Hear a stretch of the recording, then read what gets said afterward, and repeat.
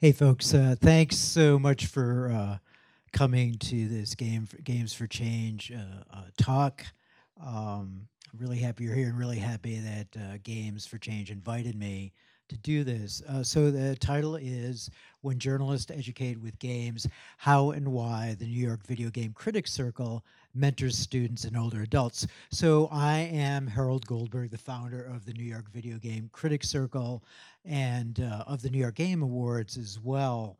And I've been a writer for many years, and this is some of my stuff I've written for most newspapers and magazines, and done some television as well. I started as a music journalist and interviewed everyone from Miles Davis to the Rolling Stones, and then went from to film and television, and around 1995 began writing for Entertainment Weekly about video games, and also Smart Money. If you remember that, it was the magazine of the Wall Street Journal of personal finance. So I also write books, and if you take a look at the four of them, two of them are about video games. One was based on a cover story I wrote for Playboy about esports, and the other is a narrative history of video games, which concentrates primarily on narrative and also some education as well, education in schools as well, because I have in the past done some education stories for the Village Voice and yes, 17 magazine. So basically, about 8 years ago, I founded the New York Video Game Critics Circle, and we wanted it to kind of look like what one of our former mayors, David Dinkins, once said about New York City as a whole. He said he thought it was a gorgeous mosaic. So around the time that book came out, I got together five journalists: Evan Narcissus from Kotaku, Rush Frushtick, who I think was at MTV, Tracy John, who was at MTV, and Andrew Yoon, who was doing a site called PlayStation Fanboy. Really wanted to make it multicultural, and we did not want this, which is we love. I really don't love bro culture at all. So, but we did not want it. We originally said we want a diverse group of people in our group, and that was key. And we also felt we got this group together because we were being given short shrift by the video game industry, which was primarily on the West Coast, except for Rockstar's headquarters. At the time, that was pretty much it, and some wonderful indie games here in New York. But we quickly got the folks on the West Coast to notice us, and we weren't yet 40 members strong. We were just five, and we felt alone. We would sit in hotel lobbies and have meetings, or at some Lower East Side bar and have meetings. But then something changed. And so our friend Catherine Soros, who is now the secretary of our nonprofit board, suggested to me that I go up to a place in the Bronx called the Dreamyard Preparatory School, and I would meet there one or two kids and help them do their college essays. And they might think I was cool because I wrote about video games a lot. So this young man and I really bonded. He felt he was outside among outsiders. And, we talked about writing and we talked about other things, but he asked me, is if I go to college, will I be accepted? Because I'm not accepted here. I'm from Africa and no one talks to me. And I said, man, it does get better in college if I can remember that far back. So keep hanging in. But when I left, I felt very moved. And I went back to the New York Video Game Critics Circle, and I said, we know how to write. We know how to edit. We know how to interview. And we know everyone in the business by now. So why don't we put them all together and work with the Dreamyard Prep School and start a scholarship contest? And so I would go up to the Bronx and I'd look around and I'd think, wow, this place is beautiful. It's awesome. The Grand Concourse is so wide. It's just an awesome place. But, everyone knows the Bronx is not easy. And if you watch the news this past week, you know what I mean. So some statistics of this area of the Bronx are it has income lower than 90% of U.S. neighborhoods. It is the USA's poorest congressional district. The neighborhood child poverty rate is 63%. The Bronx high school graduation rate is about 66%. And the neighborhood college graduation rate is under 10%. But the good news was that at the Dreamyard Prep, about 10% more people were graduating high school, and they have an awesome arts-oriented program. So, and it was lauded by the Obama administration. There's just so much good going on up there. Ethan Hawke is on the board. Philip Seymour Hoffman was on the board. It is really a good group of people, and part of the Dreamyard Project, which is huge in the Bronx. We could not do this. We could not mentor up there without Rudy Blanca. We need educators to help us out, because while we know how to do journalism and we know how to do writing, and we know pretty much everyone in the AAA gaming world, certainly, and a lot of good New York indie people, we don't have a master's in education. So Rudy is the head of digital up at the Dreamyard Prep School, and so he is very excited about video games.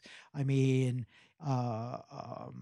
he is now playing Monster Hunter, and I think he's got about 100, the new Monster Hunter, he's got about 100 hours in. So, and he can talk to the kids like we can talk to the kids fairly deeply about video games. So this is what we teach. We teach the basics of game narrative.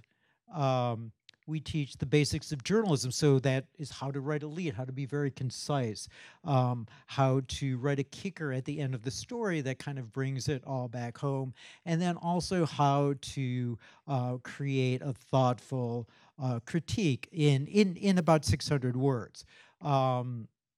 We've taught the kids how to work in teams together, because that's important in the world of video games and in the world of journalism.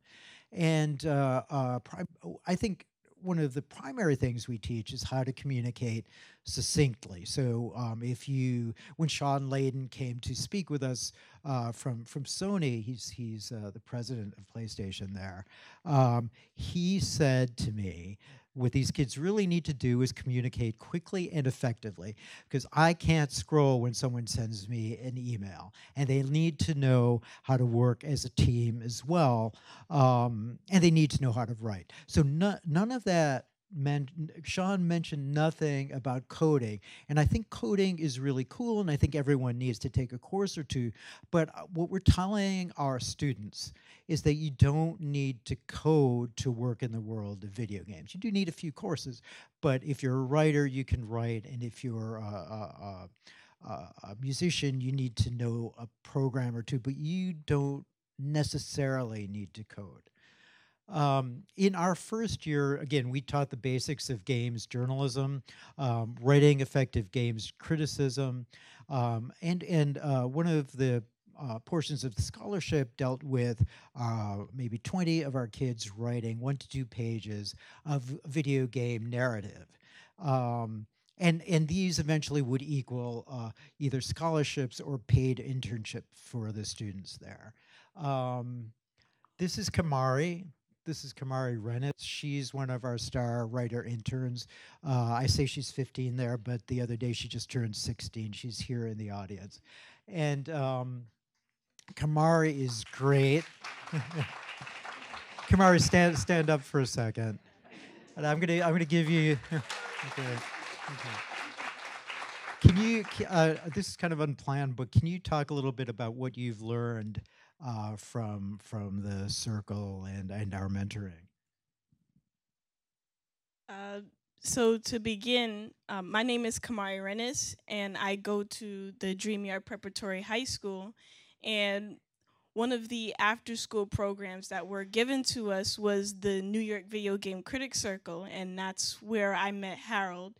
And in my first year, which was when I was in ninth grade, um, basically we were given this sort of competition. So what we did in the New York Video Game Critics Circle was we wrote game reviews based on some of the games that we had, and basically the amount of effort that we put into, and like the process of going back and getting feedback and like keep doing our writing to improve. um, that's what allowed me to get my first internship as a ninth grader with the New York Video Game Critics Circle. And right now, I'm actually the senior intern, and I contribute to the website by writing.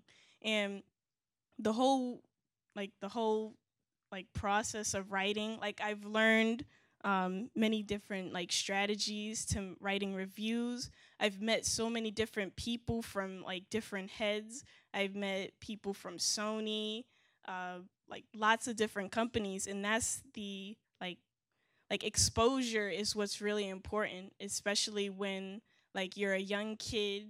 Like you have a dream, but like you don't know where to go. What's your first step? And like getting this internship as a game reviewer that I can call myself is like a really important first step, especially when you don't know what to do. Like I want to be a game designer in the future, and this opportunity that Harold provided us, it like gives us like the information, the tools, and the skills to like start getting up to that point. And like to top that all off, the scholarships and internships, um, like it supports you. It gives you a clear direction of what to do, and it's like a really beneficial program. So I'm glad to be interning with you.